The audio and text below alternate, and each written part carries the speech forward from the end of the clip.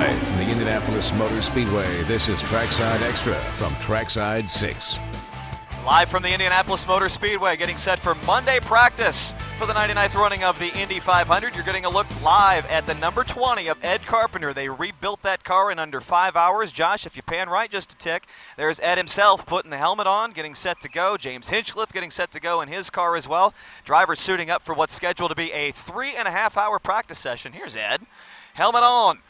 Crashed it yesterday, got it back together, and qualified it in the 4th row. What a day it was, and in between that, they took the boost down, they took the aero kits out. Man, what a pull day it was. We will not soon forget that one, and we're looking forward, hopefully, if the skies hold up, to getting one more good practice session in for everybody as we work our way into race week, and we look ahead toward Carb Day, which is our next big event coming up here on Friday. Brad Brown here with you live. There goes the number 14 of Takuma Sato, one of A.J. Foyt's cars. Thanks for joining us here this afternoon on the RTV6 app, on the IndyChannel.com. HTSN as well, as we are counting down the final days here to the Indianapolis 500.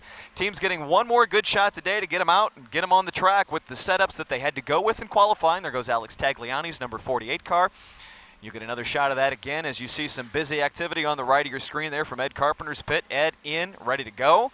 And everybody getting set to take the green flag here in just a moment. Actually, yeah, I see a green flag up there, and I see a green light. So practice is officially underway, but we're still waiting for somebody to light up the tires and put them out there right now. But we see most of the field just kind of looking up and down pit lane. I'd say right at the moment here, probably more than half of the 33 cars that will race on Sunday are out here getting set to take some practice laps, and very soon they will be getting set to go out and run. J.R. Hildebrand getting strapped in. We saw Ed Carpenter as one of his teammates. Hildebrand qualifying 10th yesterday. He and Ed will both start on row number 4 come Sunday. Carlos Munoz in between them.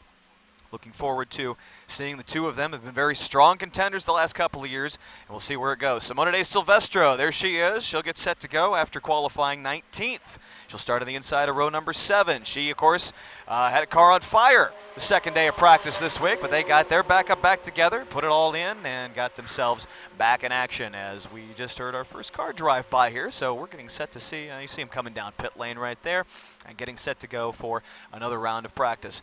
Well, of course, pole day was a memorable one, and it started off like this. Let's take you back. This is the after of that number 20 car getting set to go. Well, the before was this, 8:15 a.m. yesterday. Halfway through the 30-minute practice session, Ed Carpenter turned 2, crashed it, flipped it, slid it, smoked it, all of it. Bad wreck. The third flip of the week for a Chevrolet. That prompted a huge meeting from IndyCar and the Honda and Chevy team owners. The big decision that was made had a combination of effects. They took the boost down, they took back the aero kits, and they told the teams whatever setup they ran in qualifying on Sunday would have to be what they ran in the race. Ed, not amused, as you might suspect. Well, his team went back and rebuilt that car, and here in just a moment they're going to get set to take that 20T that's now the 20. They will put it out there for practice laps. Man, that was a wild wreck out there. And they'll be set to go for some practice here on Monday afternoon.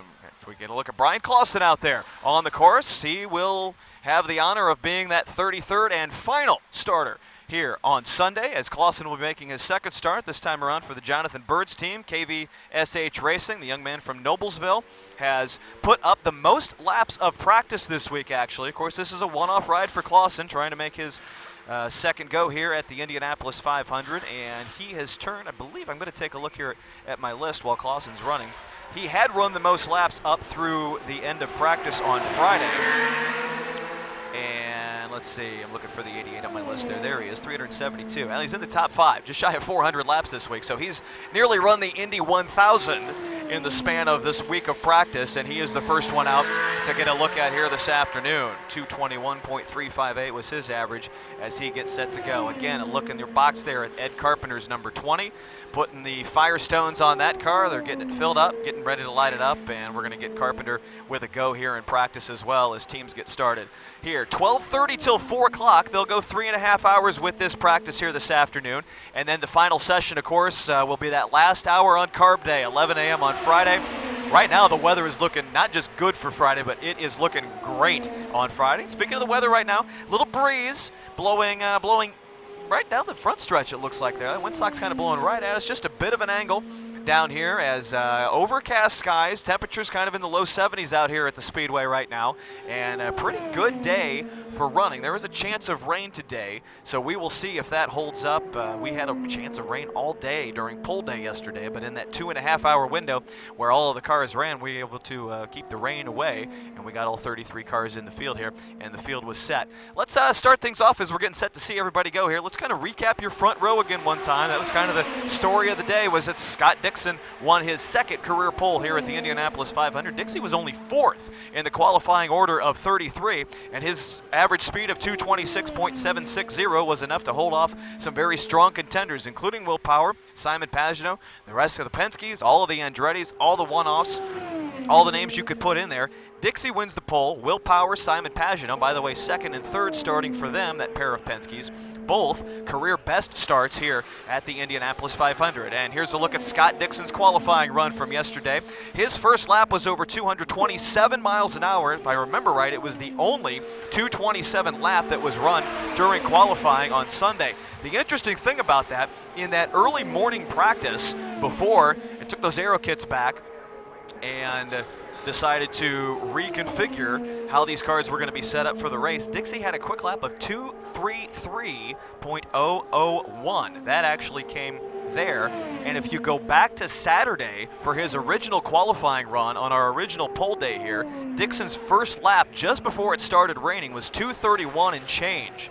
He ripped off a phenomenal lap. Then the rains came, and of course Saturday was done very quickly once we knew what the weather was going to throw us on that one. So Ganassi, Penske on the front row for Sunday's race for Chip Ganassi, his 4th career pole here at Indianapolis. I think, guys, if you got it queued up there, Dave first had a chance to talk with Chip when it was done. Yeah, let's hear from Chip first. And our Dave first caught up with the car owner, the pole winner here after the big win on Sunday. So you got 4 poles now. How about that, bud? I'm pretty happy with that, Dave. I'll tell you, when you beat Roger Penske at this place on pole day, you've done something. And my hat's off to the team, really. It's all about the team that does something like that. Obviously, you need a driver to push the button, but I mean, the guys worked hard, and it's worked hard in the off season, worked hard last week. Worked hard in the build up to the race. Obviously, we had a little curveball finish this morning. Right. They sailed right through that, and then we had a great car. We had a great draw, and it all comes together, to make a great outcome. I must say, I think right out of the box, Scott has been fast all week. Yeah, he has. I mean, we thought we were certainly, front row material, right. From the get-go. And but you never know. I mean, the weather can play havoc on you. You can have a mechanical. Lots of things happen at this place, and it's never over till it's over. It all started, of course, this morning with Ed's accident, and then there's some changes. Okay, we're going to take the boost down. We're going to take some aero kits off the Chevys. You guys made it through all of that, and we're still able to succeed. Yeah. I mean, and at the end of the day, I think it was the right thing to do. What they did was the right thing to do. It was probably a little hard on the fans and hard on the teams. But in the eyes of safety, I guess you had to do it, and until we get more information and more, until we can get more data, it's probably best to just, back off a click or two, and that's what they did. Do you feel there was sufficient testing going into a situation like this, where you're on an oval, you're going 230 miles an hour, and so on? Yeah, I don't know. I mean, I don't, like, remember, since the day they built this place, every car they've had here has had 2 pedals in it too. It's got a gas pedal and a brake pedal. So I have different feelings about everything, about all this stuff. I don't necessarily blame it on test equipment or body work or things like that. I mean, there's some other things you got to look at, I think. I like what you said, though. Roger's got 17 poles here at Indy. To go up against that organization to take one from him, that's big for you guys. Sure. I mean, they came with a lot of bullets in their gun. Right. Yeah. Enjoy it. Thanks. Thank you. Chip Ganassi. Good stuff, Dave first. Chip Ganassi there after the pole win on Sunday, and another Ganassi cars will start on the inside of row 2. Here's a look at the qualifying run from Tony Kanaan that came on Sunday. TK, average speed 225.503. Kanaan's run kind of in the middle of the pack there, and the conditions out here with the weather on Sunday started to play havoc. It went back between sunny and cloudy. The wind was really strong for a pretty good number of the runs out here as well. It's always a big challenge for those drivers. TK afterwards was okay with his qualifying run. I guess I'd give it that. They're going to look for more, but they were really looking forward to kind of getting whatever that setup was locked in for the race on Sunday. And if we pop up row number 2 to go along with that, TK is going to have familiar company next to him. His old buddy Elio We're starting in the middle of row number 2. So there's Canan, there's Castroneves, 4 and 5, and then Justin Wilson. We'll come back to Wilson in a bit later in the show here. Huge story there. One of the one-offs for Andretti Autosport. Wilson, the fastest of that whole bunch, outside of row 2, 2:25.279. We'll hear from Justin. He had some good things to say about his run coming up later on here on Trackside Extra. 10 minutes into this practice session here, back live at Indianapolis Motor Speedway. Juan Pablo Montoya's in car as the number 2 in for a check. He's been out and around and back and ready to go again. Another of the Penske cars as Montoya qualified 15th for the race on Sunday. And Townsend Bell out on course live right now as T. Bell. Interesting stuff here from T. Bell, driving the car for Dreyer and Reinbold Kingdom Racing.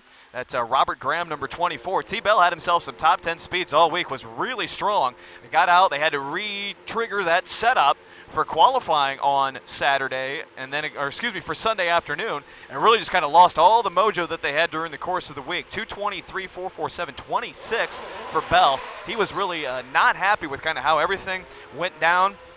They had to go almost reset entirely what they had done over the course of 5 or 6 days, had made really strong progress. Of course, Bell was in the top 10 for a majority of the race last year. It was his wreck in turn 2 with 9 laps to go that brought out the red flag and set up that exciting finish to last year's race. So we'll see. He'll have to work his way back from row number 9 for the race on Sunday. Get a look again back here at the pits. There's Ed Carpenter still on standby. I believe they're getting ready to fire that car up and get set to go. We saw Newgarden ready to go. J.R. Hildebrand just went out ahead of him, so the 3 Carpenter, Fisher, Hartman Racing cars are all getting set to go all at once here, and we'll see if they start turning some things around. And you're going to see a lot of teams, I think, get an opportunity to maybe work in the draft today, as they're going to get out there and start to try and figure out this race setup, start to try to figure out exactly what they've got and how these cars are going to operate in traffic, how they're going to operate in 2s and 3s and passing and so forth, and see just how it goes. Just like this right here. There's a look at James Hinchcliffe coming around as they head from turn 1 down into turn 2, doing a little work down there in that gold number 5. Hinchcliffe really also another one of the cars that was very disappointed in the qualifying effort on Sunday, 24th. He'll start on the outside of row number 8. Hinch had a pretty solid car all week, one of the Hondas that had started to kind of find some speed, had some pretty consistent numbers, and then just like a lot of teams had to do on Sunday again. Honda and Chevy, after the Carpenter crash, they got together, took out the boost, took out the aero kits, and essentially the big rule being, whatever you run for a setup in qualifying with that aero kit on that Sunday, you got to bring it to race day on the 24th. And so teams entirely, of course, always go out on qualifying day downforce 0, wing it out, go for everything for those 4 hot laps. That's not how they're going to run the race. And so that kind of threw everything back to almost square one for some of these teams. Talking to a lot of the drivers about almost a full reset, kind of an educated guess in qualifying on Sunday. Some teams got it right, and some teams, Hinchcliffe kind of among them, Townsend Bell as well, were far off kind of what their expectations originally were for pole day qualifying. So there goes Hinch round and round. As if we want to pop up row number 8, guys, it goes with Hinch there. He qualified in 24th. He'll be back there with another veteran, a former pole winner, Alex Tagliani, qualified 22nd on the inside of that row. And then the young 20-year-old Sage Karam, another of the Ganassi cars, making his second start here at Indianapolis. All of those guys in the mid-223s right there. And they're going to have to, again, talk about working in traffic. They got to find themselves a way to kind of work through. They have to work through the pack. They got to be patient. They're going to have to try and figure out a way. You got to get to that last 100 miles they always talk about. You talk to some of the veterans around here. Rick Mears' great line about winning the Indy 400, and kind of the old adage about Michael Andretti and all of his years here that he won the Indy 450, and having to make it to that last 20 laps, that last 10 laps, and just to be a contender. So we'll see how it goes for that group right there as we continue getting a look. James Hinchcliffe following around the course right now. Gold number 5, that is a sharp car they got going on there. We had a chance to go back and get a look at that paint scheme earlier in the week, and I believe that's the 26 of Carlos Munoz ahead of him. That green and white car as they work down at the south end of the course. Turn 3 coming around to turn 4. And these are right here today, probably from the forecast I've seen, about the conditions right now they're calling for on race day. They're calling for 50% chance of precipitation on race day as it goes. We will see how that holds up as the week goes on. Again, there's a look at Pippa Mann's number 63 rolling down pit lane. Pippa made it in the field after crashing her car out on Thursday. They had a short amount of time to put that thing back together and get it back in time for qualifying. Actually, here's what the end of Wednesday's accident there. But they got that back on course a few laps Friday, and they were ready for qualifying on Saturday as well. Again, we're kind of on standby. We've been keeping an eye on Ed Carpenter as that number 20 car, been one of the big stories of the weekend here. Flipped it early in practice on Sunday, qualified it 12th, and we're getting ready to see Ed go out and run. Getting a look full screen there at Oriole Serbia, the number 32 car for Rahal Letterman Lanigan Racing, running here as a one-off to a teammate of Graham Rahal. Serbia, pretty solid effort for him. He out-qualified Graham. Serbia will start 13th on Sunday, the inside of row number 5. Graham Rahal 17th. He'll start one back and one over from his teammate. But Serbia has the experience here. He's come in and really kind of taken that one from inside and all the way out. And he'll start back there with Charlie Kimball, Juan Pablo Montoya in the middle and the outside of row 5. Montoya, very disappointed there in his effort. Kind of the Penske guys, they went for something and it just didn't hit.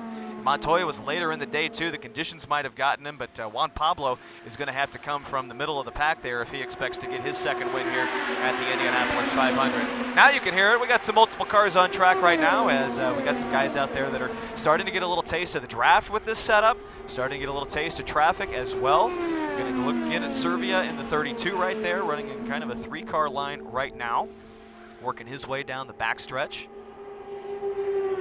Justin Wilson out ahead of him there. 25 car. It'd be a good time to talk about Wilson. Putting together that outstanding effort on qualifying day for Andretti Autosport. The fastest of the 5 Andretti cars comes from the guy that's the one-off. Wilson's got some experience here. But we showed you row number 2 earlier, and he'll be on the outside of it there with Tony Kanaan and Elio Castroneves. Let's take a quick minute here to talk with Wilson. We caught up with him after qualifying. It's the Michael Grady conversation, I do believe, and Wilson was, I guess, we were surprised at the effort. Wilson talked like they were expecting this all along. Headed into the day, you had expectations. Did you feel like you met them, exceeded them? How do you feel you did? I feel like I've matched my expectations.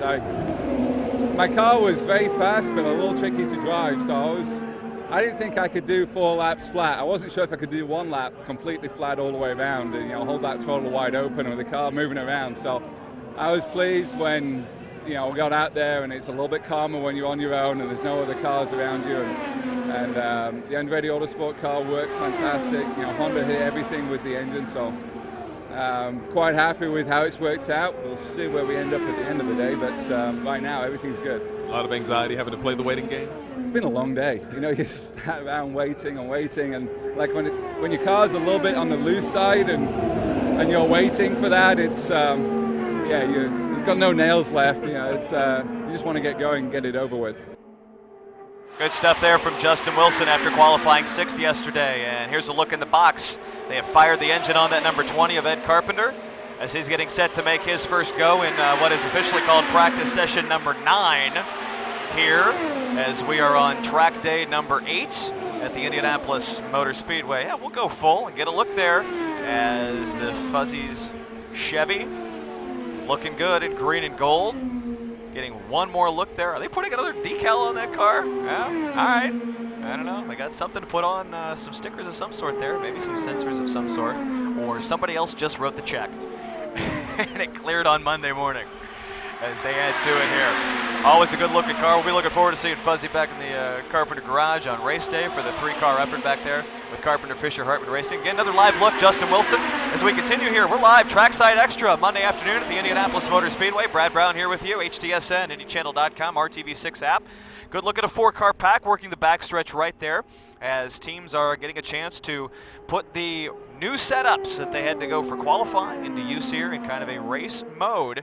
And if the weather holds up, we can see a lot of teams turning a lot of laps today as they go out and try and get themselves dialed in one more time toward the 99th running of the Indianapolis 500. Connor Daly with Marco Andretti behind him. Marco working on a little pass there as they head down into turn 1. Keep it together, boys. We're only live for another 10 minutes. We don't want to have to cover another live crash. We got our quota of live wrecking done earlier in the week when Castroneves hit the wall back last Wednesday. So we'll hope for clean and green throughout the afternoon here. And our coverage will continue tonight on RTV6 at 4, 5, and 6. Like, what do we got? We're going to the Penske cars back there now behind Connor Daly. That is either Montoya or Castroneves. Looks like Elio. That's a yellow wing on that. So there's our first look at Elio out here turning some laps on a Monday afternoon as they work their way down the front stretch and right toward us now. 1, 2, 3, 4, 5 cars, and there's Elio poke his nose around Daly and work his way down into turn number 1. Connor gives him that space, and Elio getting that number 3 car dialed in after qualifying in 5th on Sunday. He will start in the middle of row 2 as Elio makes another go at his 4th Indianapolis 500 victory, looking to join that elite group that includes Foyt, Mears, and Unser.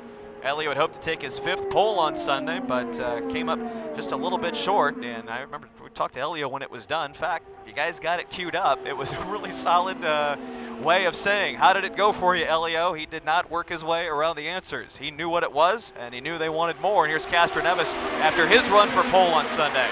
Was that what you expected to get out of it this afternoon? No.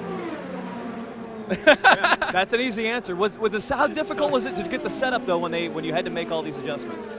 Well, the thing is, well, just joking aside, obviously, no, it was not what I was expecting. And we all try everything in the morning, especially with only 30 minutes practice. And in the end, we just went out now.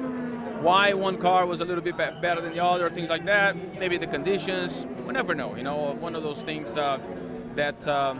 It's a mystery that's always happens in Indianapolis. But I tell you what, the effort it's remarkable, and hopefully starting in the top 10 there, it will be great. Obviously, yes, you wanna go more, but you got to turn the page and focus on the race, and that's what we're looking at. Once you get settled into this setup, a car that can get ready for the race now, you can really just focus on what's next. Yeah, I mean, well, there is not much to do now. You know, the qualifying is over for us, for everybody basically, and we just got to keep moving forward. So there was Elio after his qualifying run 5th. You got a chance in the bottom left box to see Ed Carpenter take off and head out on the course. So they got that number 20 car fired up and out for the first time here on Monday afternoon practice. Busy right now. Here they come down the front stretch. 3, 4, 5 cars. There's Montoya, Sato. Get a look at Daly in there as well, coming through that bunch. Saavedra leading them down into turn number 1. Nice action out of this group right now as they go 5 deep. Back around down into the south end of the course. Now into turn number 2. Good stuff right there. Connor Daly starting 25th. He'll make his 2nd appearance in the Indianapolis 500. Started 2 years ago. Didn't have a ride last year. Worked hard to try and find a seat anywhere this year. And threw him a bone there with Smithfield Bacon on the sponsorship and Schmidt-Peterson Motorsports with the car. They put that together.